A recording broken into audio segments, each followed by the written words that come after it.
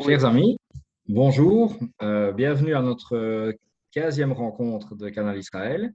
Rabbi Michael aujourd'hui va nous raconter une histoire telle qu'il l'a fait lors du cours précédent et cette histoire va nous éclairer sur le repentir, repentir que auquel nous accordons une attention particulière dans ce mois d'août qui pour nous équivaut au mois de Elul et qui va précéder les fêtes de Nouvel An qui pour nous seront au tout début septembre, le 5 et le 6 septembre, si je ne m'abuse. Donc, avant la nouvelle année, on est invité à faire un retour sur soi-même et à évaluer comment on pourrait s'améliorer. Voilà, c'est aujourd'hui les clés que Rabbi Michael va nous donner. Rabbi Michael, voilà. à vous de nous donner les secrets de la Torah. Henri, merci. Je vous économise la présentation. Je vous économise la présentation. Allez, go on. Merci Allez, pour les votre amis, patience, les amis. allez, bonsoir. Bien, alors regardez, ce soir, on va étudier quelque chose qui est lié à la période qu'on passe en ce moment, qui sont donc les 40 jours qui commencent du début du mois de Elul. Donc le mois de Elul a commencé dimanche, jusqu'à Kippour, le jour de Yom Kippour, qui donc se passe 40 jours après, le 10 du mois de Tishré. Et on a un usage dans les communautés d'Israël, pas dans toutes, mais une grande partie des communautés orientales et d'Afrique du Nord, de se lever tous les matins très tôt pour ce qu'on appelle les sévichot, c'est-à-dire les prières spéciales pour implorer Dieu, pour nous accorder le pardon, en vue justement des jours du jugement, Rosh Hashanah, et du grand pardon, De se lever de de se se lever lever tous tous les les matins matins. très tôt. De se lever tous les matins très tôt pour justement aller au stichot, donc des prières bien spéciales qu'on fait tous ces matins-là. Et je vais vous, évidemment, vous en montrer quelques-unes. Alors, ça, c'est ce qui se passe pendant cette période-là. On a l'habitude, dans cette période, donc, de lire certains textes qui sont lus avec différents vers. Et à la fin de la prière du matin, très tôt, on a également l'usage donc de sonner dans la corne de bélier, qui est donc le fameux chauffard. Le chauffard, c'est donc cette corne de bélier qu'on apprend à propos de l'histoire d'Abraham et qui, eh bien, nous accompagne pendant toute cette période de Elul. C'est un son qui est un son bien spécifique, puisque il est vraiment naturel. On l'entend tous les matins. Et on l'entend également le jour de Rosh Hashanah. Et on l'entend également le jour, à la fin du jour de Kippour. C'est un son qui fait vibrer la personne et qui justement est très naturel et qui est là pour réveiller, qui est là pour nous réveiller. Je vous fais entendre le son du chauffard.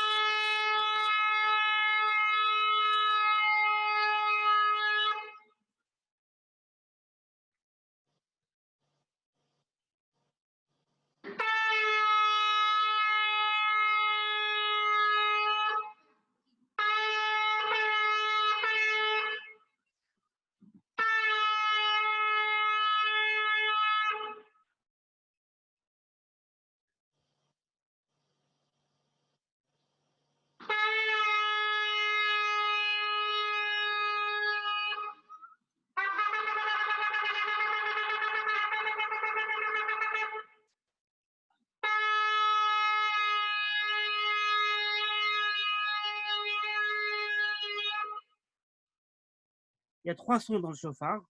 Il y a le premier son qui a un son qui est long. On entend en premier. Un deuxième son qui a un son en trois moments.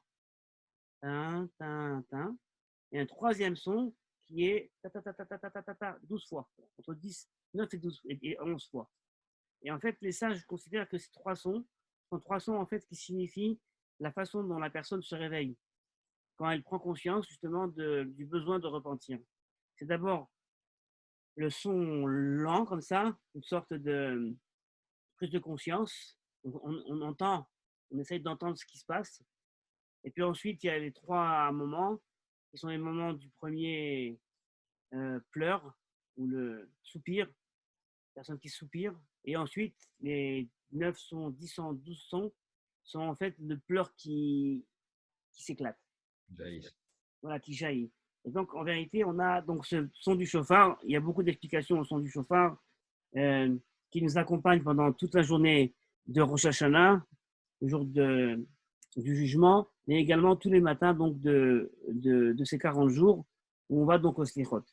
Alors, j'aimerais également vous faire écouter la première prière qu'on fait le matin des Slichot, qui est une prière donc bien spéciale, qui est très belle également, et qui commence par les phrases Ben Adam, ça veut dire fils de l'homme. Ma lecha nirdam, comment tu restes endormi? Kum kera le elokecha, lève-toi et va implorer ton Dieu. Et ça, c'est une phrase qu'on prend du prophète Jonas, qui, lorsqu'il a eu la parole de Dieu lui demandant d'aller à Ninive, demander aux habitants de la ville de faire repentir, il s'est caché dans le bateau, il a voulu fuir la voie de Dieu, et là, Dieu le retrouve en lui disant Ben Adam, Malechanirdam, enfant, fils de l'homme, pourquoi tu t'endors? Lève-toi et va implorer ton Dieu. Et j'aimerais vous faire écouter donc cette chanson telle qu'elle est chantée dans l'usage des communautés séfarades et comme ça se fait au Kotel, au mur de lamentation pendant les 40 jours.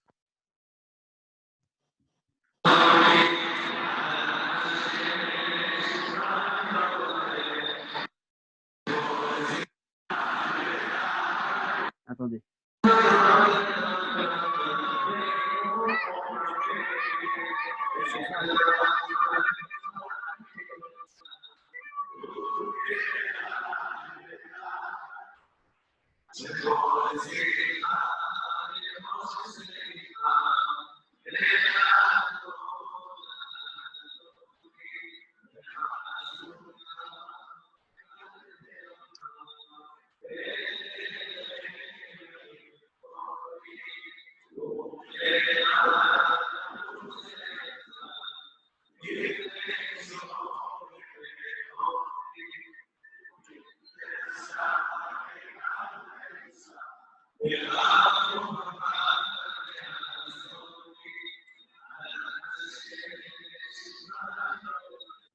Voilà.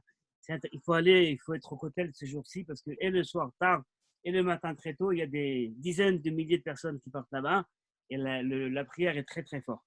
Donc c'était uniquement pour commencer à vous parler donc de ces jours de repentance, donc les jours de Slichot, où on a donc le chauffard et on a les Selichot. Mais avant maintenant d'introduire notre étude, j'aimerais encore vous montrer 2 photos pour bien introduire l'étude et être à ce moment-là à même de comprendre ce qu'on va étudier ce soir. Et je vous montre pour ça 2 photos. Et vous connaissez ça. Première photo que je vous montre,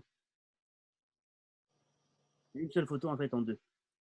Je montre une personne ici qui est avec sur lui ce qu'on appelle 2 objets de prière.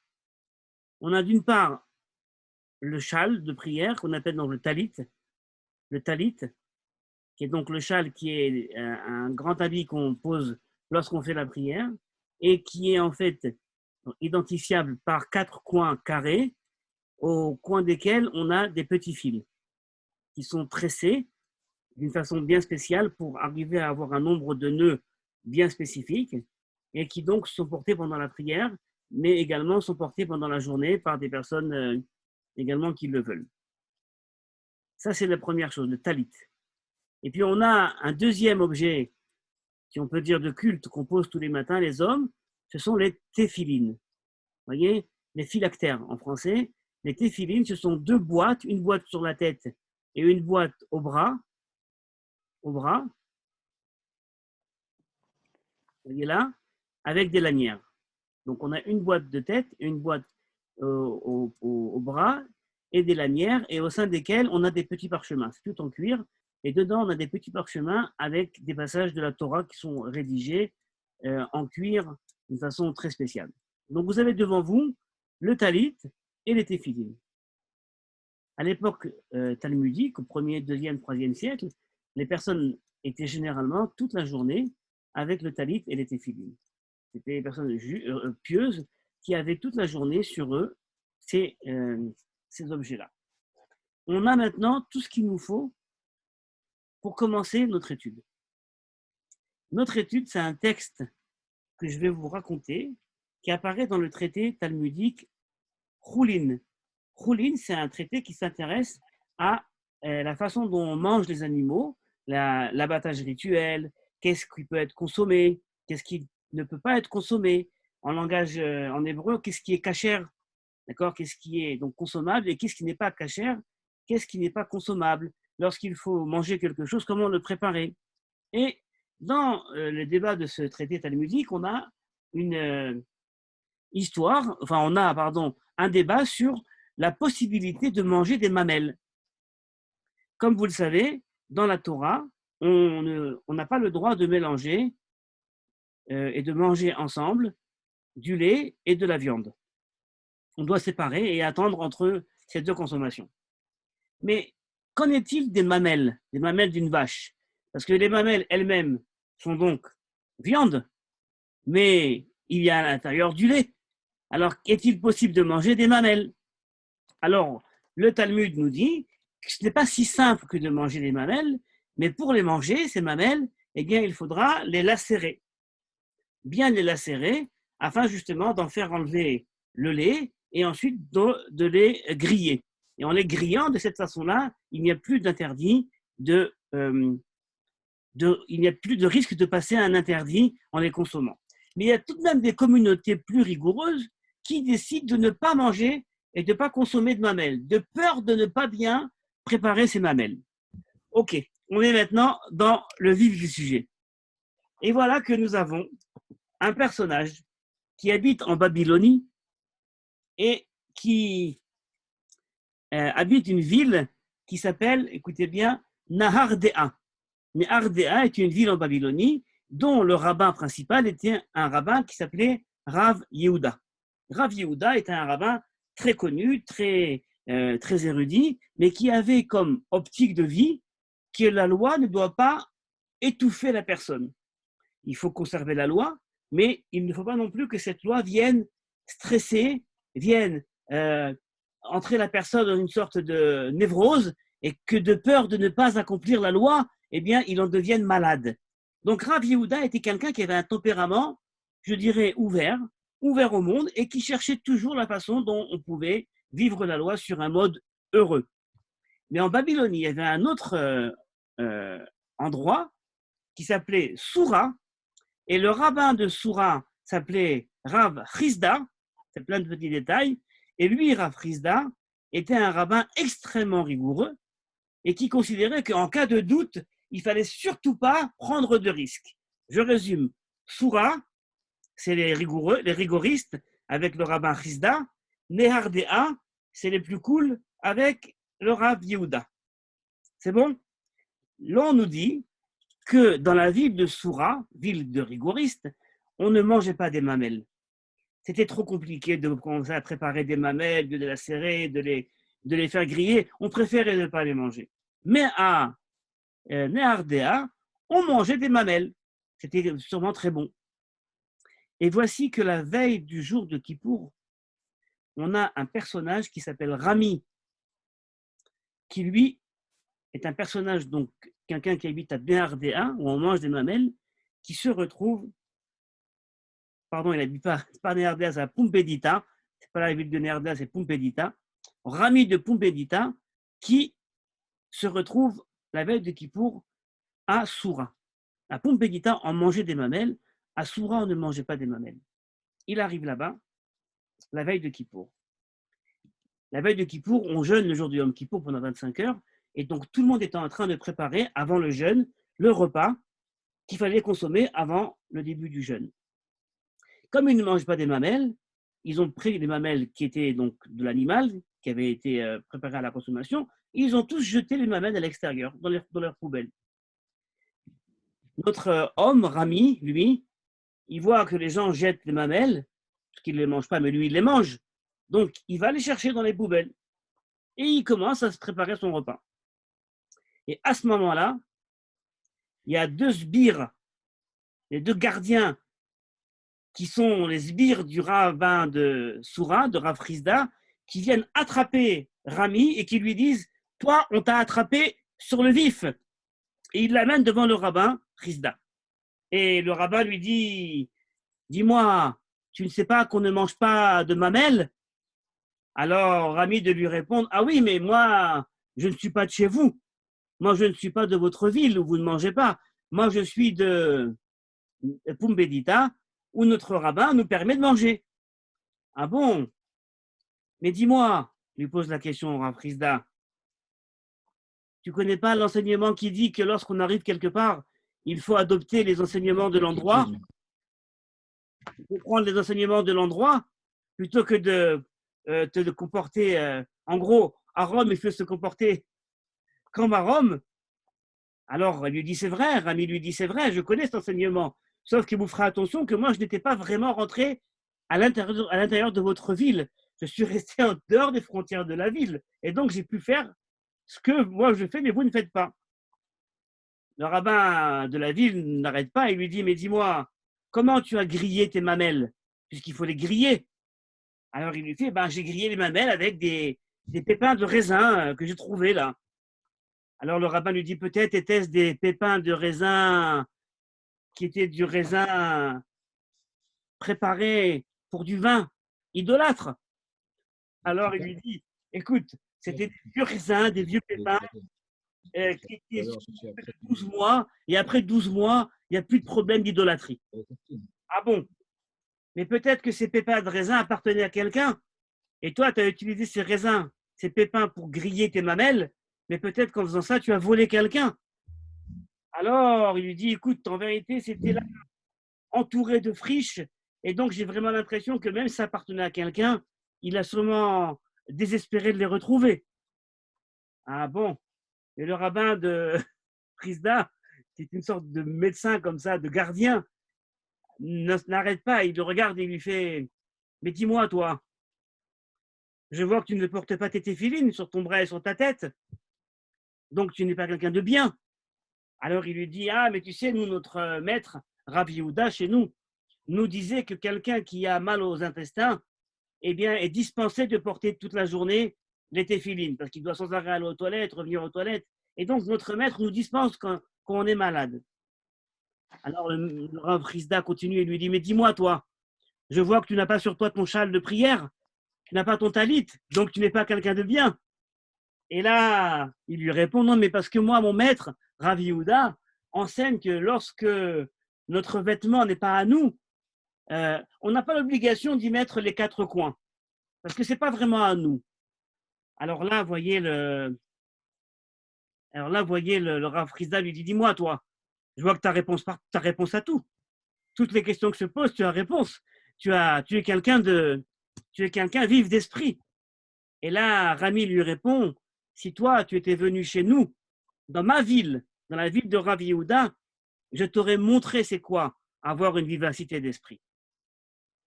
Jusqu'à là, l'histoire. Maintenant, on va réfléchir, qu'est-ce que nous enseigne cette histoire?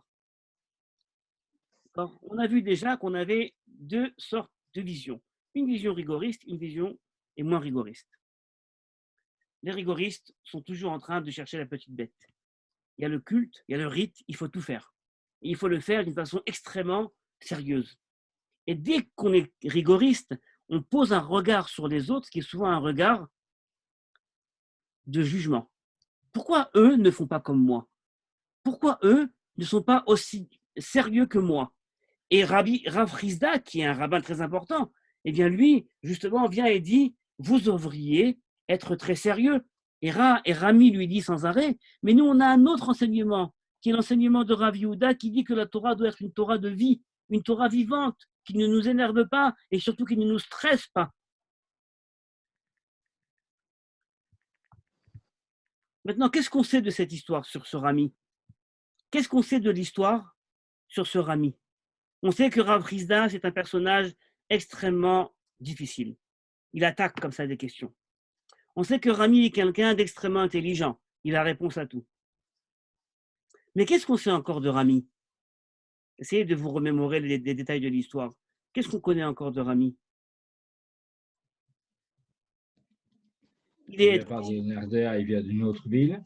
Oui, de Boumbédita. Oui, à Pumbedita. Voilà. Il est étranger. Et donc il arrive dans une ville où il ne connaît pas. Est-ce qu'il a où aller? Il n'a nulle part où aller, puisqu'il est à l'extérieur. Qu'est-ce qu'on sait également de lui? Il est cultivé, il a quand même des réponses, il a quand même des réponses qui se tiennent. Oui, tout à fait. Autant Rabbi Rizda est à la lettre, lui de l'autre côté lui répond aussi dans le langage à la lettre. Il a toujours la réponse, il a toujours la bonne réponse, d'accord? Quoi encore? Qu'est-ce qu'on sait encore sur lui? Il est resté en dehors de la ville, entré dans la ville. Oui, il est resté en dehors de la ville. Oui, donc il a peut-être honte de rentrer dans la ville. C'est-à-dire qu'il ne connaît personne dedans, il ne connaît personne là-bas. Un étranger, c'est un étranger. Ouais. Quoi encore? Il est parti ramasser ce que les gens ont jeté et qu'ils ne mangeaient pas. Et donc, ça veut dire quoi sur lui? Qu'il n'a pas d'argent. Il est pauvre. On sait que c'est un homme qui est pauvre. On le sait parce qu'il va ramasser dans les poubelles la nourriture des autres. Et on le sait également parce que même son vêtement ne lui appartient pas. C'est un vêtement qu'il a. Ah oui, à parler de tzitzit, on sait que. Ouais. Voilà. On a oublié de dire à Félix que chaque vêtement qui a 4 coins doit avoir les tzitzit. Voilà. Félix. C'est pour ça que dans l'histoire, chaque vêtement qui possède 4 coins, eh ben, il doit avoir des franges. C'est une des prescriptions bibliques. Et c'est ce qui explique que quand Rav Rizda lui dit oui, mais regarde, tu ne mets même pas de franges, ben, lui dit ce n'est pas à moi. Et dans notre tradition, si le vêtement n'est pas à moi, alors je ne suis pas astreint à porter des franges. Voilà. Donc on sait que c'est un homme qui est pauvre. On sait que c'est un homme qui a faim. On sait que c'est un homme qui est seul, qui est un étranger. Et qu'est-ce qu'on sait encore de lui? On sait que c'est un homme qui est malade, puisqu'il ne met pas les téphilines. Il ne met pas les téphilines, puisqu'il nous dit qu'il a un problème intestinal. Donc c'est un homme qui est étranger, qui est pauvre, qui est malade, d'accord? Qui est érudit, certes. Voilà. Et donc il arrive, Rav Rizda, on est la veille de Kippour, je vous rappelle, et tout le monde se réunit dans les familles, dans les maisons, pour manger le fameux repas d'avant le jeûne de Kippour. Avant Kippour, on est censé quand même faire une certaine introspection. On est censé quand même être dans une démarche positive.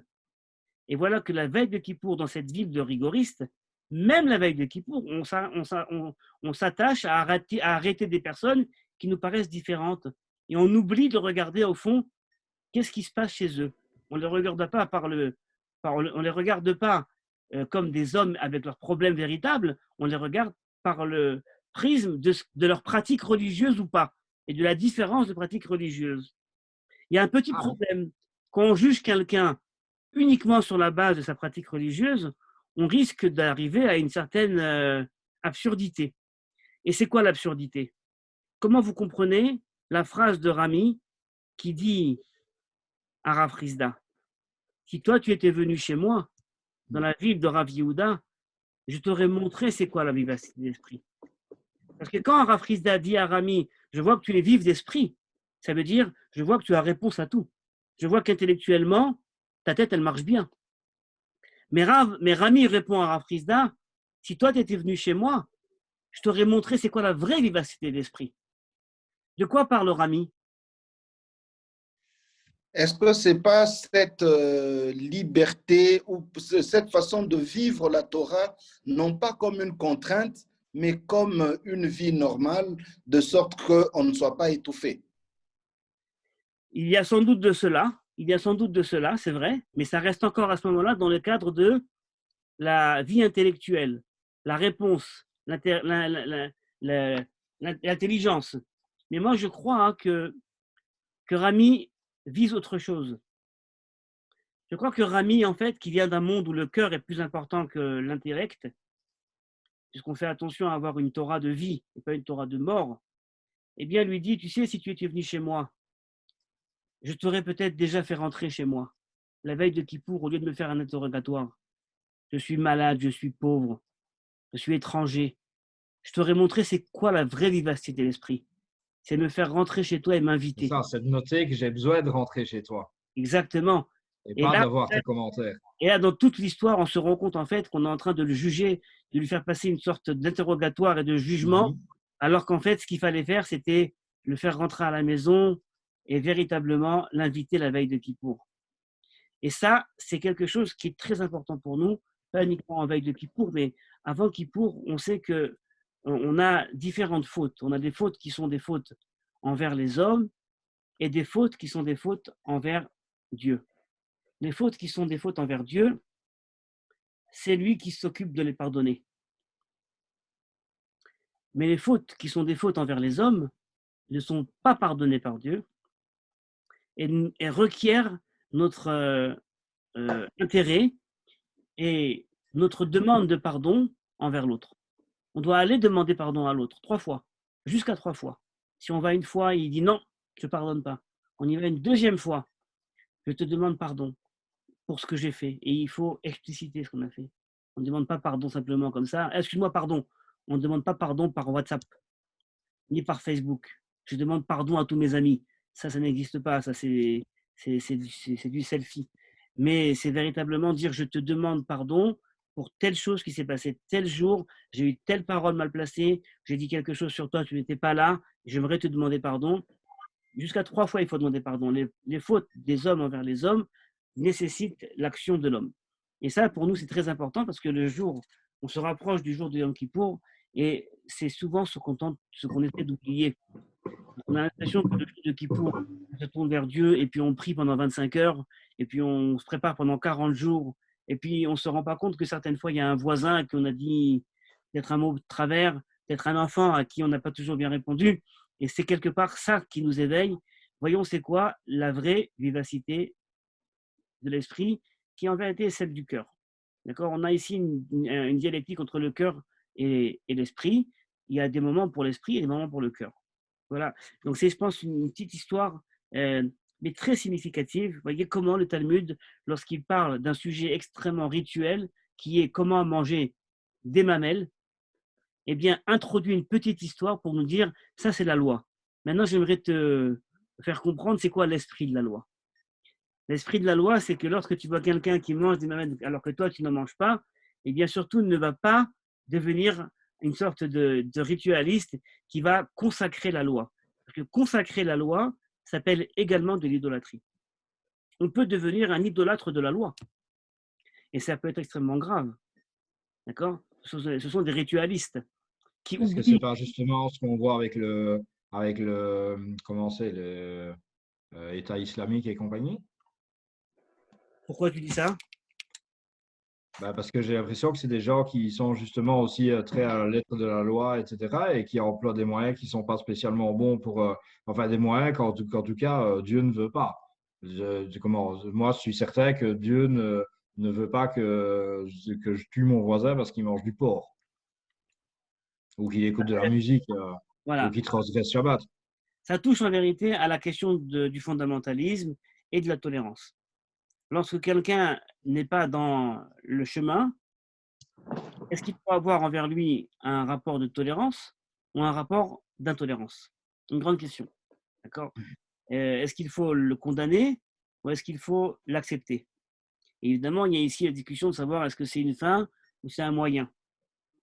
Dans le monde de la tradition juive, il est évident que on espère que tous un jour reviendront et se comporteront de la meilleure des façons. Mais on n'est pas du tout dans une optique où, afin de les faire venir là-bas, il faut les tuer. Je vous rappelle une phrase de saint Augustin qui disait envers les incroyants, contrains-les d'entrer. C'est-à-dire, il faut les tuer. Les incroyants, c'est une faveur qu'on leur fait de les tuer, parce qu'en les tuant, on leur donne la grâce éternelle. Ils vont acquérir le salut éternel. Parce qu'aujourd'hui, ils se font des créants, donc chaque jour où ils vivent, ils sont dans l'erreur. Donc il vaut mieux les tuer, contrains-les d'entrer. les contraindre à rentrer même par le glaive, d'accord, justement, c'est une faveur. C'est également dans l'islam qu'on voit ça. Il vaut mieux, certaines fois, tuer quelqu'un plutôt qu'il continue à être mécréant. D'accord. C'est une des choses qui sont extrêmement dangereuses et qui peuvent justement amener à des folies au nom de la religion, au nom de Dieu. Dans la tradition d'Israël, on s'oppose totalement à cela et il y a toujours l'idée qu'on peut faire teshuva. On peut justement se repentir et on imagine que chacun, à un moment de sa vie, eh bien, a la possibilité un jour de se réveiller et justement de faire se repentir. Et c'est pour ça que pendant toute l'année, on a l'obligation de la teshuva, toute l'année. Ce n'est pas une obligation qui incombe à nous uniquement avant Yom Kippour. Un peu comme si on passe devant un jugement et avant le jugement, on essaie d'être des gens bien. Non, c'est une obligation tous les jours de notre vie, toute l'année. Et pendant la période des 40 jours des Sélichot, eh bien, on met plus le paquet. Hein, on est là, on se dit, c'est vraiment la période où il ne faut pas rater le coche. Tout le monde le fait, tout le monde est là, on a le chauffard, on a les prières. C'est à ce moment-là qu'il faut donc y mettre le paquet. Voilà. C'est ce que j'ai voulu vous dire ce soir. Si vous avez des remarques, des questions, avec plaisir. Alors, moi, je voudrais peut-être préciser une chose, c'est de dire que le fondamentalisme n'est pas l'apanage d'une frange ou alors d'une frange de la population. Le fondamentalisme se retrouve un peu partout. Et peut-être, on va dire de façon un peu exacerbée, on peut le voir, je veux dire, dans une certaine tradition. Mais le fondamentalisme, il est partout. C'est-à-dire, même la tradition juive, la tradition officielle veut la vie. Mais même dans la tradition, il y a des gens qui sont violents, ils sont fondamentalistes. Et puis, et d'ailleurs, l'histoire nous renseigne à ce sujet. Maintenant, moi, j'ai une observation à faire sur la grille de lecture que vous nous proposez en disant effectivement qu'on aurait pu commencer par inviter le pauvre, le nécessiteux, mais j'ai le sentiment que nous sommes un peu comme dans une sorte de théâtralisation. Et pour deux raisons. La première, c'est de dire que justement, la question de l'esprit et de la lettre de la loi qui semblent être des questions qui se contredisent ou alors qui ne sont pas conciliables, on va se rendre compte que dans l'histoire, c'est conciliable. C'est-à-dire, Rav Rizda ne se tait pas par émotion. C'est-à-dire, les réponses qui lui sont données sont des réponses cohérentes. Aller même voir la pratique, aller chercher la vie dans la Torah, s'oppose même à détruire la lettre. C'est parce que justement la lettre est bien comprise, qu'on sait donc que les téphilines, on les porte, c'est très sacré, mais il vaut mieux ne pas porter les téphilines lorsqu'on a un problème d'indigestion. Parce que si on éternue avec les téphilines, on est en train de faire plus de mal que de bien. Plus de mal que de bien. Donc, pour moi déjà, il y a ce rapport-là pour dire qu'il n'y a pas une contradiction fondamentale entre les deux. Il y a une sorte d'union, une sorte de paix.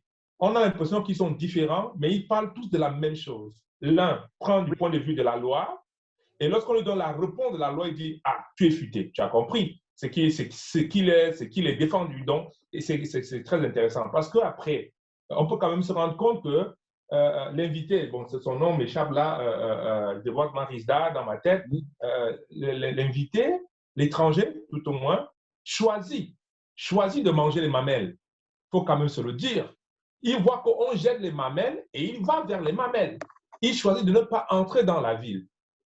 Donc, c'est une posture, voilà, c'est une posture qui veut montrer une question et il respecte la loi du milieu. La loi du milieu est vraie. Les deux respectent la loi du milieu. C'est pour ça que c'est mis en dehors de la ville pour dire non, la loi du milieu, elle est vraie. Quand la Torah dit « Mira à Makom, Mira à Makom », il respecte cela. Donc, il n'y a pas, à mon sens, une contradiction. Il y a une complémentarité qui explique que aimer la Torah avec le cœur suppose avoir un esprit très, très affûté, très aiguisé, parce que le cœur ne suffira pas. Aimer la Torah seulement avec la tête, on court le risque de tomber effectivement dans le fondamentalisme. Mais on va bien se rendre compte que le Rav Rizda n'est pas l'ennemi de l'invité. Il finit par être des amis. Il lui dit même d'ailleurs, tu as un esprit très aiguisé. Ce n'est pas une insulte, à mon avis. Elle dit, voilà quelqu'un qui parle de la Torah pour ce qu'elle est. Ce n'est pas je suis content, je ne suis pas content. Je ne mets pas les téphilines parce que je suis indisposé. Je ne mets pas les titites, non pas parce que je ne veux pas les mettre, non pas parce que la Torah n'est plus vraie, c'est parce que les vêtements ne m'appartiennent pas. parce que si les vêtements m'appartenaient, je suis contraint de mettre les titis. Si je n'avais pas d'indigestion, je suis contraint, et là on voit dans la force de la loi, je suis contraint de mettre les téfilines. Si je n'étais pas en dehors de la ville et que j'étais à l'intérieur de la ville, je suis contraint de ne pas manger les mamelles. Donc, pour moi, c'est une pédagogie. Moi, je lis cette histoire dans le sens de la pédagogie en disant le jugement n'est pas une volonté de faire mal. Ça me rappelle un peu l'histoire de Thélophras dans la Torah. Effectivement, qui va aller chercher le bois et qu'on va mettre d'abord au séquestre. Le sens du jugement n'est pas quelque chose de néfaste. Et il y a cette appréhension que nous avons tous. Il ne faut pas juger. Juger, ce n'est pas bien. Mais non, le juge, c'est un assis, c'est un juge, c'est un messie, c'est un sauveur. Ariel, Oui, je suis d'accord avec cette lecture. À côté de cela, on voit bien que dans la façon dont l'histoire est racontée dans le Talmud, à aucun moment on ne met dans les propos de Rav Frisda la phrase « Mon ami, d'où viens-tu? Comment t'appelles-tu? Tu as où être? Tu as où dormir? Tu as où manger ?» On voit bien que la lecture de Rav Frisda du personnage étranger est uniquement une lecture ritualiste. C'est-à-dire sur le mode de ce qu'il fait et ce qu'il ne fait pas. On n'a pas d'indication. Et c'est ça justement peut-être qui dérange Rami, d'accord, et on peut faire l'apologie de Rav Frisda. On peut évidemment dire, bah oui, Rav Frisda, c'est le rabbin de la ville. Lui, il a pour objectif d'enseigner la Torah. C'est comme ça qu'il comprend la Torah. C'est comme ça qu'il demande de l'appliquer dans sa ville. On peut toutefois également poser la question, qui sont ces sbires? Pourquoi il y a ces sbires qui vont chercher à droite à gauche les personnes qui ne font pas les lois de la Torah? On a également un autre passage qui vient juste après celui-ci, où les sbires reviennent en disant « Rav Frisda, on a trouvé un autre bonhomme, et lui, on l'a attrapé parce qu'il n'aurait pas son père et sa mère. » Et donc, on a en fait ici toute une sorte de police des mœurs, des polices des rites, d'accord, qui sont là, et qui quelque part, voilà, on a le rabbin, la loi, et on impose la pratique de la loi. Et quelque part, d'abord, il y a évidemment une grande question sur le fait d'imposer la pratique. Imposer une pratique, c'est quand même quelque chose de fou. Ça doit être quand même un choix de la personne. Et le fait de punir une personne qui n'a pas fait A, B, C, est-ce qu'au niveau de la pédagogie, c'est quelque chose qui va atteindre le but souhaité, qui est le repentir? A priori, pas trop. D'accord? C'est-à-dire que quand on frappe sur les doigts de quelqu'un, c'est pas toujours comme ça qu'il va être intéressé à nous écouter. Donc, quelque part, il y a une pédagogie ici qui relève aussi d'une certaine dureté. Et Rav Frisda, qui a un nom bien spécifique, puisque Frisda vient du mot Chesed. Chesed, c'est la bonté. Rav Frisda, qui s'appelle donc le rabbin de la bonté, eh bien, ne porte pas peut-être très bien son nom. Le rabbin de la bonté, qui a un comportement qui est peut-être aux antipodes de la bonté. Mais peut-être justement que le rabbin de la bonté, eh bien, ce n'est pas un donné, mais c'est un acquis. Peut-être que Rav Frisda a justement un nom qui lui donne la direction où aller. Tu es quelqu'un de dur et peut-être que tu as besoin de t'assouplir un petit peu. On peut également critiquer Rami. On peut critiquer Rami en disant il ne peut pas venir se présenter et pourquoi il faut justement qu'il fasse le malin devant Rav Frisda. Rav Frisda lui dit immédiatement qui es-tu? Il dit ben voilà, je suis un étranger, je suis à l'extérieur, est-ce que tu peux m'inviter? Est-ce qu'il y a de la place chez vous? On voit bien que sa méthodologie, c'est peut-être de tourner en bourrique, Rav Frisda. Hein, c'est justement de dire ah, toi, tu es quelqu'un, pour toi, la loi, c'est le plus important. Pour tout le monde, la halakha, c'est le plus important, la loi, c'est important. Mais on a l'impression justement qu'il profite de son intelligence pour également tourner un petit peu Rav Frisda en ridicule. Il n'est pas moins intelligent, mais de le tourner en ridicule, c'est ça. Voilà, j'aurai toujours une réponse avec toi. Tu ne pourras pas m'embobiner. Et c'est pour ça qu'il lui dit mais t'es futé, parce que futé, c'est dans un certain sens, c'est pas un défi, c'est de dire ok, ouais, t'es malin, toi, t'es Boukalamouchi.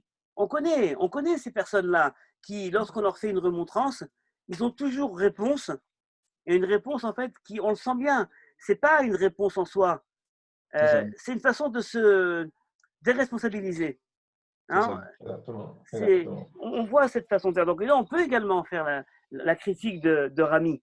D'accord? C'est une histoire C'est qui ça, n'est pas. exactement. Ouais. Je l'ai présentée en premier lieu comme étant une histoire avec un message assez clair. Voilà, on a le rigoriste au plus cool, on va dire l'humaniste face au fondamentaliste. Mais je suis d'accord qu'on n'est pas on n'est pas dans une dichotomie comme ça si marquée. Mais ça nous fait réfléchir dans tous les cas à nos actions. C'est-à-dire que lorsque nous, on adopte une action, j'adopte une action, je me dis, voilà, je vais faire telle chose, eh bien, je dois toujours également me poser la question euh, sous quelle on va dire, forme, sous quel mode je vais faire cette action-là. Sur un mode de vie, sur un mode euh, euh, où ça va me rendre quelqu'un de meilleur pour les autres également, de plus ouvert aux autres, ou c'est quelque chose qui va au contraire me fermer. D'accord? On a des fois des personnes qui, en effet, dans leur démarche de teshuva, leur démarche de repentir et de se rapprocher de la Torah, de Dieu, eh bien, on oublie certaines fois les hommes. On connaît bien ce modèle-là. On connaît bien ce modèle-là. D'accord? On se rapproche de Dieu, donc on se sépare des hommes. Puisque Dieu est plus important que les hommes. C'est la logique qui est derrière ça. Or, on l'a vu plusieurs fois, non. On ne peut pas se rapprocher de Dieu en s'éloignant des hommes. Parce que D'ailleurs, ici est caché. voilà, voilà, exact. Parce qu'une des rencontres avec Dieu, c'est justement dans la rencontre avec les hommes. C'est là-bas que je peux rencontrer quelque chose qui relève un peu de l'infini de Dieu, dans ce que je vois de chez l'autre. Maintenant, Rab, après, lorsque vous faites cet autre tableau, Rami n'est pas pauvre. Pourquoi il n'est pas Rami n'est pauvre? pas pauvre parce qu'il a mis en scène, tout l'épisode. Il s'est arrangé à avoir la Torah chez Bialpé, la Torah chez Birotav de son côté pour amener les uns les autres, notamment les rigoureux, à toujours mettre les choses en perspective. Parce qu'il y a un danger, effectivement, le Rav l'a noté tout à l'heure, il y a un danger de perspective lorsqu'on se dit on connaît déjà la loi, sans se poser toujours la question, tout le temps, que vise la loi? Que vise la Torah? Quel est l'objectif de fond? Parce que si on oublie l'objectif de fond, on finit par tomber effectivement. Donc, j'ai l'impression qu'il n'est pas pauvre. Il est suffisamment riche et il a pris sur lui de mettre en place cette scène pour amener le chauffette, parce que finalement, Rav était un juge. Et moi, je pense également que c'est le fils. Je ne fais pas son apologie, mais je dis qu'il était un très bon juge, parce qu'il aurait pu faire comme Sesbille, directement le passer à l'ascension, le chicoter et tout. Il a passé son procès. Et devant au procès, il a montré les arguments qui mobilisaient le fait qu'il était innocent. Et de fait, il lui a dit, tu es juste. Parce que tu es futé, veut dire en même temps également, tu es juste. Tu es juste. Moi, je pense qu'effectivement, il y a, bon, peut-être je peux me tromper, mais je vois quand même cette sorte de pédagogie que Rami voulait apporter de par sa vie, de par la pratique, pour voir jusqu'où peut nous amener cette négligence de l'étude de la Torah qui fait que peut-on dire je connais déjà, j'ai déjà compris, pourtant, Oui. quand je dis j'ai déjà compris, c'est là que je ne comprends plus. Oui, ça c'est fondamental. C'est-à-dire, nul n'est censé ne pas connaître la loi. Et Rami, justement, il n'est pas présenté comme étant un rabbin, mais c'est quelqu'un qui sait exactement en quelle mesure la loi le concerne ou pas. Ce n'est pas quelqu'un que le rabbin pourra berner en lui disant tu dois faire ça. Et lui, il va le faire alors qu'en fait, il n'est pas soumis à l'obligation. C'est quelqu'un qui connaît. Donc, on est censé connaître la loi. On est censé tous connaître la loi et être capable d'en discuter avec le rabbin.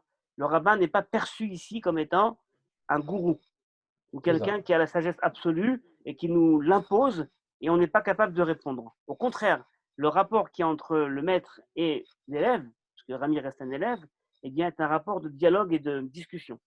Et au bout du compte, le maître accepte. Parce que le Rafrizda, justement, accepte. Donc, on parle de quelqu'un qui est peut-être rigoureux, mais quelqu'un qui est tout à fait conscient qu'il n'est pas, le maître absolu. Il n'est pas à la place de Dieu. Vous voyez? Et ça, c'est également quelque chose qu'on apprend dans la relation entre les deux. On voit également la relation entre Rami et son maître, Rav Yehuda. Tout ce qu'il dit, il le dit au nom de son maître. Peut-être que c'est lui qui le dit. Mais en tout cas, il le dit au nom de son maître. D'accord? J'ai appris d'un maître. Je n'ai pas inventé la loi. même si ce que je te dis maintenant va contre ton avis, il y a dans la Torah machloket. Il y a machloket, il y a discussion, et vous êtes tous les deux, eh bien, on va dire légitimes dans le cadre justement de cette machloket. Donc on peut en effet apprendre beaucoup de choses sur cette histoire. Exact. Et peut-être pour Ça m'avait sortir, aussi, Rav, Ariel, traversé l'esprit qu'en fait, Rami venait à dessein chez Rav exactement. Rizda. Parce que ouais, c'est Exactement. exagéré. Il mange dans les poubelles, il a un vêtement qui n'est pas à lui, il fait du feu avec, avec des pépins de raisin qui sont à Efker. Enfin, c'est tout le. Il y a pas pire. Il n'y a pas pire. C'est ça. Il n'y a pas C'est pire. ça. Donc, effectivement, enfin, à contrario, comme tu disais, Rabbi Michael, c'est Rav Rizda. Enfin, lui, il clôt en une phrase en disant si tu étais malin, il y aurait quelque chose d'autre à faire. Parce que ça se défend tout à fait aussi. Tu as quelqu'un qui mange quelque chose qui vient des poubelles, la première chose avant peut-être de le juger, c'est de l'amener chez toi. Mange, bois, après on parle. Donc, est-ce En que vérité, Rami ne vient pas à dessein? en Est-ce que vérité, c'est pas un trip? je pense que l'histoire, en fait, a priori, nous enseigne que, en premier lieu, on a l'impression que c'est Rav Rizda qui a raison. Et Rami, il s'en sort pas mal, il s'en sort bien. Voilà. Après, en deuxième lecture, on dit oh ben non, c'est Rami qui a raison. Et il dit au rabbin tu aurais dû m'inviter. Tu es peut-être rabbin, mais tu n'as pas de cœur. D'accord. Donc, c'est lui qui aurait dû m'inviter. Et en troisième lecture, on peut dire en fait que les deux ont tort et les deux ont raison. Parce qu'en fait, les deux apprennent l'un de l'autre.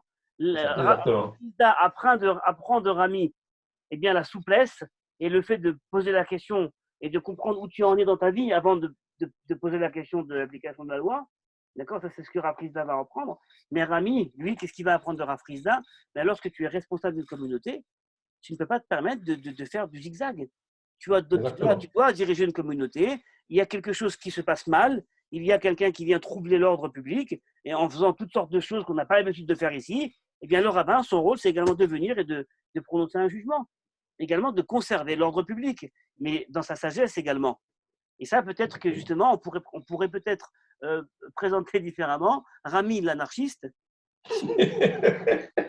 Rami l'anarchiste face à Rav Rizda, comment dire, Le légaliste. le légaliste. Voilà, d'accord, le légaliste. Exactement. Donc on a en fait ici maintenant une autre discussion sur, on a soit le fondamentaliste et l'humaniste, soit l'anarchiste et le légaliste, voilà. On a différentes perspectives qui nous permettent de lire cette histoire-là. Voilà, les amis. Et puis, Rav, vous avez dit tout à l'heure, qu'il n'est autorisé à personne de ne pas connaître la loi. Ça me rappelle justement dans la parasha Shoftim, où Akadosh Baruch Hu va dire, voilà, il se susciterait des faux prophètes. Et le peuple demande, mais comment serons-nous qui sont des faux prophètes? Lorsqu'ils vous diront de faire quelque chose qui est contraire à cette loi, la seule façon pour nous de savoir que c'est contraire à la loi, suppose qu'on connaisse la loi. Bah, sinon, on est mal barré. Exactement. Donc, c'est une belle histoire. Et puis après, je crois que c'est plus Sbire. Je crois qu'au fond, le Rav Rizda et son invité, en réalité, discutent, dialoguent à l'attention de Sbire pour voir le recul. Parce qu'on va se rendre compte que les seuls violents, sont les Sbires. Oui. Qui se félicitent d'avoir attrapé, je ne sais pas moi, une potentielle victime d'une sanction. Mais ils vont voir la justice se déployer en toute liberté et chacun a le droit de se défendre. Et lorsque les arguments sont vrais, c'est la justice. C'est vrai. Et c'est vrai qu'a priori, les sbires sont les ignorants. Et ouais. En général, Rav, laissez-moi vous dire qu'en général, parfois le chien du président est plus président que tous les autres. Hein? Il se laisse aller à la facilité et puis voilà. On peut dire peut-être que le sbire, c'est celui qui prend la parole du rabbin, parole comptant, argent comptant. Le rabbin, il a dit ça, eh ben, il faut faire ce qu'il a dit et tous ceux qui font différemment, il faut les attraper, il faut les remettre sur la bonne route. Voyez, donc quelque part, c'est en fait, on va dire, le pratiquant qui ne se pose pas trop de questions et qui comme ça accepte, voilà, sans discuter. Exactement. Je suis en train de me demander s'il n'y avait pas une analogie à faire avec le loulav. Tu as les deux, tu as un des deux, tu as aucun des deux et tu as l'autre qui a un des deux. Ça veut dire les sbires n'ont ni le tuiline de la tête ni du bras. Ouais. Le Rav a le tuiline de la tête. Rami a le tuiline du bras. Et attends, qui. Donc les deux là n'ont aucun. Il y en a 4. Ça ne peut pas être avec 3. Bon, Ouais. on verra, on est déjà à 1 heure. On est déjà à 1 heure. Bon, ok. C'est en ça que la Gemara, elle est passionnante parce elle peut t'emmener vraiment à des réflexions qui. Moi, je me rappelle Exactement. quand j'avais au début, quand j'ai commencé à étudier, c'est l'ordinateur quantique qui s'occupe de la Gemara, enfin de faire les rapports parce que c'est vraiment trop. Félix, est-ce que je vois que tu restes un peu silencieux. Est-ce que ce format de cours comme aujourd'hui et lundi, est-ce que ça te plaît plus? Parce que ça, c'est vraiment rentré dans le judaïsme et dans la tradition. Est-ce que ça te plaît plus comme ça? Est-ce que tu préfères le modèle qu'on avait avant où on voit des photos, on fait un peu du tourisme, on prend un passage de la Bible, prière, etc. Qu'est-ce que tu en penses? Non, on apprend toujours, sauf que, bon, aujourd'hui, je ne voulais pas couper la dynamique. Moi, j'avais des questions sur un autre volet, mais la dynamique, je l'ai beaucoup appréciée. C'est pourquoi je n'ai pas pu intervenir, parce que moi, j'étais sur un autre volet. Mais en suivant le débat, je suis arrivé à une question fondamentale, c'est que, euh, on en a parlé il y a quelques jours. Est-ce que l'étude de la Torah est réservée à tout le monde? J'ai l'impression que euh, l'étude de la Torah est finalement réservée aux esprits supérieurs. Parce que la Torah vous amène dans des débats qui prennent en compte la connaissance totale de l'individu, mais avec la possibilité de mettre également du cœur, de l'esprit et de pouvoir pratiquement prendre en considération tout l'homme et tout homme, mais dans une réflexion un peu philosophique, un peu spiritualiste. Donc, il y a un peu de tout. Et j'étais en train de me demander, parce que ça, c'est quand même une question fondamentale, lorsque à chaque enseignement, je vois que Rabbi Michael va sur certains documents, Talmud ou autres documents. Je voudrais savoir quel est le rapport qu'il y a entre tous ces textes-là. Et j'ai vu aussi que chaque rabbin, finalement, il a fait ses réflexions et ces réflexions sont prises pratiquement comme des lois qui sont observées dans la suite. Est-ce qu'il y a un lien entre tous ces textes et la Torah? Parce que nous considérons que la Torah, c'est le livre inspiré de Dieu. Est-ce que les autres, les rabbins et les autres qui ont fait des réflexions, c'est toujours dans la même logique de l'inspiration telle qu'on a écrit la Bible ou c'est différent? Et quand je vais un peu dans le Nouveau Testament, je me rends compte que qu'on a vécu du temps de Jésus, apparemment, ça continue jusqu'aujourd'hui. Lorsque nous voyons l'histoire avec le Rav Frisda, j'ai l'impression que je me suis retrouvé un peu auprès de ces docteurs de la loi, ces pharisiens qui suivent la loi à la lettre, mais tellement qu'ils suivent la loi, finalement, ils ne vivent plus dans ce monde et ils sont sur une autre dimension et ils oublient que nous devons appliquer cette loi aux hommes. Et enfin, une autre réflexion cette fois-là, parce que heureusement que le Rav venait de me dire les mots tout à l'heure. Quand j'ai suivi toute cette discussion, pour moi, c'était une marloquette sur la loi. Donc, l'interprétation de la loi, finalement, je me rends compte qu'il y a toujours une version. Et d'ailleurs, dans la Torah, il y a une marloquette. Mais non, mais la question fondamentale, c'est de savoir, est-ce que cette marloquette, cette vision de la lettre et de l'esprit, est-ce qu'elle peut s'étendre jusqu'au commandement de la loi de Moïse sur le mont Sinaï? Est-ce que ça se fait également pour chacune des 10 lois? Est-ce qu'on peut faire le même entendement pour relativiser ou parler de l'esprit ou de la lettre? Alors, Félix, c'est des questions fondamentales, hein. Et non, très, très fondamentales. Et je ne pourrais pas répondre maintenant à chacune des questions en longueur, mais on va consacrer plusieurs cours à ça. Mais pour y répondre assez rapidement, dans la tradition d'Israël, le Talmud est considéré comme la suite de l'inspiration du Sinaï. C'est sans aucun doute la suite de l'inspiration du Sinaï. Mais ça se met en place différemment. Mais on n'a pas intégré ça dans l'enseignement. Ça fait partie c'est la Torah orale. C'est la Torah orale qui, pour beaucoup, eh bien, en fait, on a l'impression qu'on a toujours d'abord la Torah écrite et ensuite la Torah orale. C'est le contraire. On a d'abord la Torah orale qui, à un moment, va se figer et devenir Torah écrite et la Torah orale continue après. Et j'en parlerai une autre fois, parce que ça, c'est fondamental. La question des pharisiens, c'est une question aussi importante, très importante. Parce qu'il y avait à l'époque, en effet, et c'est vrai qu'on voit des critiques de Jésus, mais surtout, on fait des docteurs de la loi, et ça apparaît surtout à l'époque paulinienne, plus tard, où on a en effet une critique de ces docteurs de la loi qui gardent la loi sur le compte de l'esprit, et qui, au fond, n'ont pas compris que conserver uniquement la loi, il y a quelque chose qui risque d'être dangereux. Et là, c'est également une question fondamentale, parce que l'apport majeur de la Torah, c'est justement la loi. Et il y a ici, justement, dans la discussion en tout cas avec les élèves de Jésus, avec Paul, il y a ici un moment de cassure. Il y a un moment de cassure autour, justement, de la loi. En quelle mesure la loi reste fondamentale et en quelle mesure il faut être capable, certaines fois, d'abolir la loi. D'accord ? Et ça également, c'est un point très important, très, très important.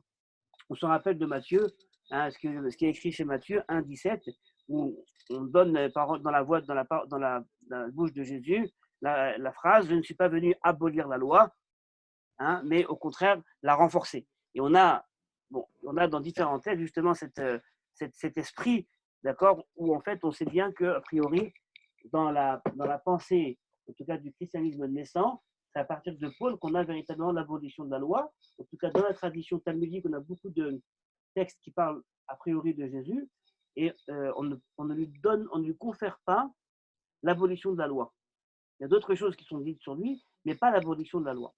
Et concernant le troisième point, est-ce qu'il y a un marloquette sur chaque petit détail? Je dirais oui et encore plus. Oui et encore plus. C'est un système incroyable où je dirais pas chaque mot de la Torah, mais je dirais chaque lettre de la Torah écrite est pris de façon extrêmement sérieuse en disant si cette lettre est là, c'est pour nous enseigner quelque chose. Et là, on a différents et plein d'enseignements sur la nécessité de chaque lettre, la nécessité de chaque mot. Et on a ici justement différentes écoles rabbiniques qui viennent et qui parlent de ça. Et on parlera, dans quelques semaines, on parlera justement de l'essence de la marloquette. C'est quoi cette histoire de marloquette? Parce qu'au fond, s'il y a discussion, c'est bien qu'il y en a un qui a raison, un qui a tort. En tout cas, c'est comme ça qu'on comprend les choses. Quand il y en a un qui dit blanc, un qui dit noir, c'est qu'il y en a un qui a raison, un qui a tort. C'est pas possible. Eh bien, on verra pourtant, d'accord, qu'il y a ici, on a dans le Talmud une discussion sur la discussion, d'accord, et qui est fondamentale justement pour toutes les questions qu'on a posées maintenant.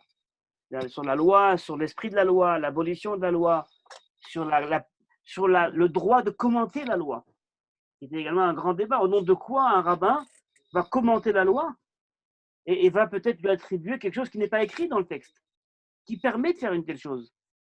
Et ça, c'est également quelque chose qu'il faut bien réfléchir. C'est au fondement de la tradition d'Israël.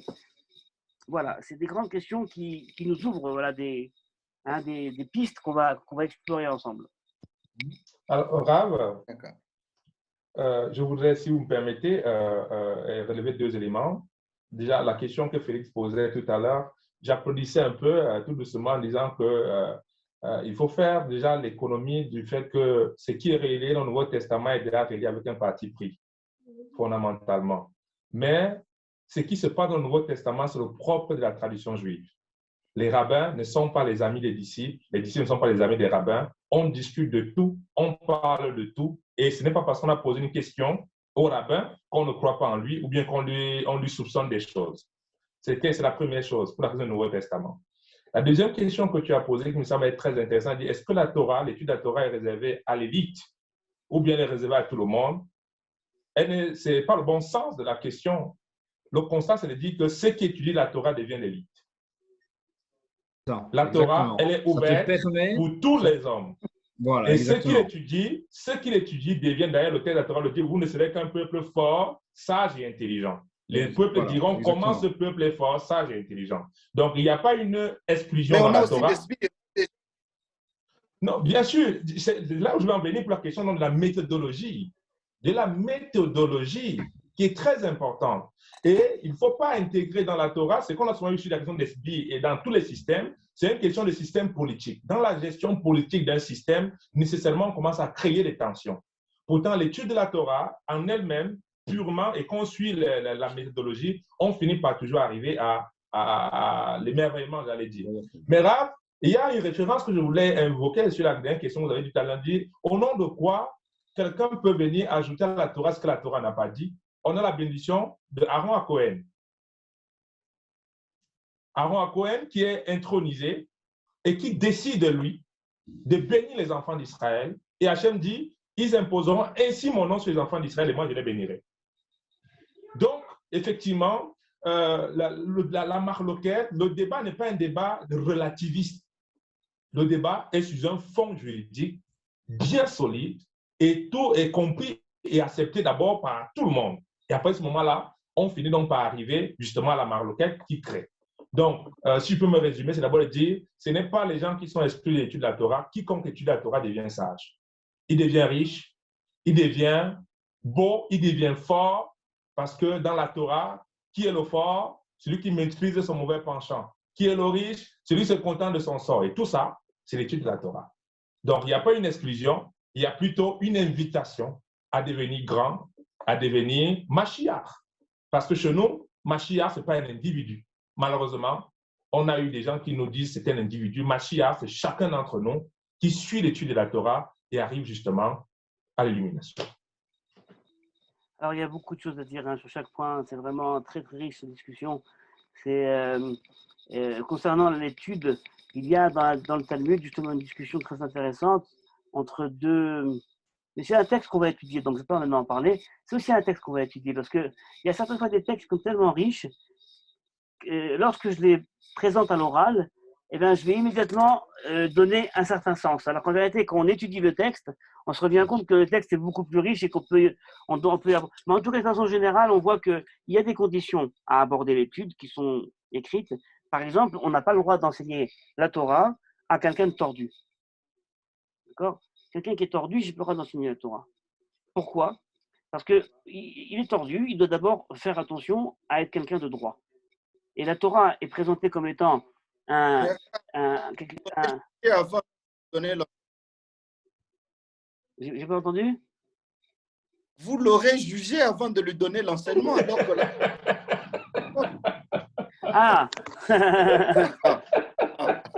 non, ça veut dire, le texte nous dit Talmid she'eno hagun, c'est-à-dire un étudiant, un étudiant, un élève qui n'a pas un comportement droit. Et quelque part, il pourrait prendre la Torah et en faire quelque chose de mauvais. Donc, ça peut être à la fois un élixir de vie et ça peut être également un poison.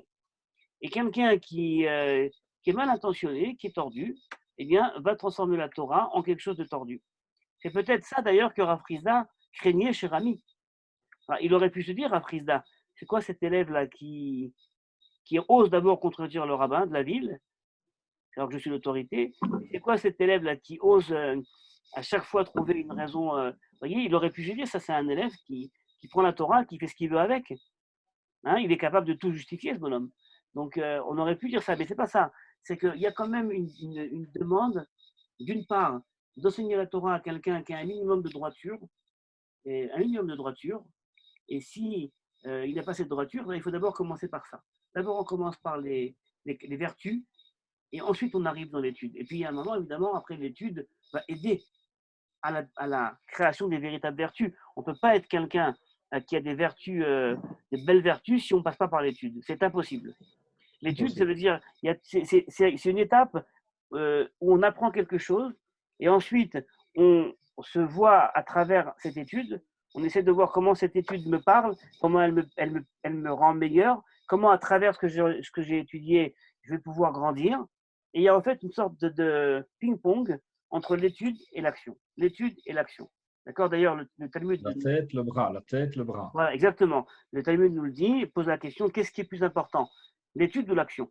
C'est une grande discussion dans le Talmud. Qu'est-ce qui est plus important? D'étudier ou de faire? Alors, certains vont dire… les deux. Alors, il y en a qui vont dire, il faut étudier. Parce que si on ne sait pas, si on ne connaît pas, on va faire n'importe quoi. Et d'autres disent, ben non, le principal, c'est l'action. C'est Quand on ça. passe devant quelqu'un qui tend la main et qui a faim, il ne faut pas commencer à étudier s'il ne faut pas lui donner. Il faut lui donner une pièce, tout de suite. Et la conclusion de ce débat, c'est l'étude est plus grande parce qu'elle mène à l'action. Tiens. L'étude est plus grande parce qu'elle mène à l'action. C'est-à-dire que l'étude nécessairement doit amener à l'action. Une étude pour l'étude reste quelque chose de totalement stérile. Ça n'a aucun sens. En tout cas, ça a un sens, mais ça n'a pas un sens religieux. D'accord ? Ça n'a pas de sens religieux, ça n'a pas de sens existentiel. L'étude qui amène à l'action, ça, c'est un sens qui est, ça, c'est quelque chose d'existentiel. C'est quelque chose qui vaut la peine d'être étudié. Moi, je suis totalement pour l'étude, également pour l'étude. C'est-à-dire qu'il y a des moments, il faut savoir étudier aussi pour mieux comprendre, pour avancer, parce que des fois, on a besoin justement de se déconnecter. Le Rav Kook, qui est le premier grand rabbin d'Israël, dont on a fêté hier, on a célébré hier les 83 ans de décès, avait une pensée très sérieuse. Il disait, il faut savoir étudier comme si on n'avait pas de cœur, c'est-à-dire être le plus rationnel possible, même si des fois on dit des choses qui nous paraissent totalement opposées à ce que le cœur peut ressentir, mais ça c'est l'étude. Et il faut savoir prier comme si on n'avait pas d'intellect. Il faut savoir se donner dans la prière, totalement avec le cœur. Donc c'est très important, cette capacité également à dire on étudie avec tout ce que Dieu nous a donné comme intelligence, et quand on prie comme un bébé. Pas comme un bébé, mais on prie avec tout le cœur qu'on peut avoir, sans entrer l'intelligence. Vous voyez ? Et je pense que c'est important parce que je finirai avec cette phrase-là, il y avait un professeur très important qui a vécu en Israël il y a 40 ans à peu près. Et alors, c'était un professeur qui était donc à l'université et il enseignait essentiellement la Bible. Et alors, il avait des collègues qui étaient également des érudits en Bible, mais pas du tout pratiquants. Pour eux, c'était vraiment l'étude biblique, la critique biblique, la recherche biblique, mais ce n'est pas du tout quelque chose d'existentiel et de pratiquant. Et alors, un jour, ils lui ont dit, alors, comment tu t'arranges avec tes amis professeurs ? Et il dit, ben, j'ai un petit problème. C'est que les gens avec qui je peux parler, avec eux, je ne peux pas prier. Et les gens avec qui je prie, avec eux, je ne peux pas parler. Alors, il y avait toujours, il disait, les gens avec qui je prie, ce n'est pas des gens qui recherchent toujours la connaissance. Donc, je peux prier avec eux, mais pas parler, pas discuter. Et les gens avec qui je parle, avec eux, ils n'ont pas d'intérêt pour la prière. Je ne peux pas prier. Donc, il faut vraiment arriver à trouver une sorte de milieu comme ça. On peut parler et prier ensemble. C'est peut-être, c'est justement une sorte de milieu comme ça. Voilà. Bien, les amis. Très bien. Pour moi, je tiens à partager mon sentiment. C'est vraiment je crois que c'est vraiment un des meilleurs cours auxquels on a participé, vraiment. Et de mon point de vue, les cours deviennent vraiment passionnants à partir du moment où il y a justement la lecture d'un texte et où on commence à explorer tout l'éventail de questions qui peut naître de ce texte. Et c'est des choses à côté desquelles on pourrait passer sans les remarquer. Excepté que, donc, l'étude de la Torah n'est pas réservée à l'élite intellectuelle. Elle est justement, je pense qu'elle est justement là pour permettre à chaque homme qui le désire d'améliorer sa condition en étudiant et en menant les actions qui sont de vivre dans la Torah. Et voilà, mais vraiment, pour moi, c'est un des meilleurs cours. Si je dois donner une cote, je ne mets pas de cotation au cours qu'on fait ensemble, mais aujourd'hui, en tout cas, il était dans les best ratings. On rentre dans l'étude. C'est-à-dire qu'on a arrêté de me donner le micro, et c'est moi qui dois tout dire, pour en fait étudier ensemble, où chacun voit ce qu'il voit. D'accord ? Et moi, je suis une sorte de médiateur dans l'histoire. D'accord ? Je suis une sorte de médiateur. Mais quelque part, on rentre vraiment dans l'étude. Et il y a quelque chose d'extrêmement démocratique dans l'étude. Dès lors qu'on a... Et j'aurais pu également partager le texte. Et la prochaine fois, je le ferai si Dieu veut. Je partagerai le texte ou en document qu'on vous envoie avant, qu'on peut préparer chacun, ou alors même en document que je partage sur l'écran, de façon à ce qu'on ait vraiment chacun le texte. Voilà. C'est comme ça qu'on rentre dans l'étude. Merci beaucoup, Rabbi. Les amis, je vais vous dire Shabbat Shalom. Shabbat Shalom, Rabbi. Shabbat Shalom, oui. Shabbat Shalom, Félix. Shabbat Shalom, les amis. Et on se retrouve si Dieu veut lundi soir prochain. Et merci beaucoup. Merci. À bientôt. Laila Tov.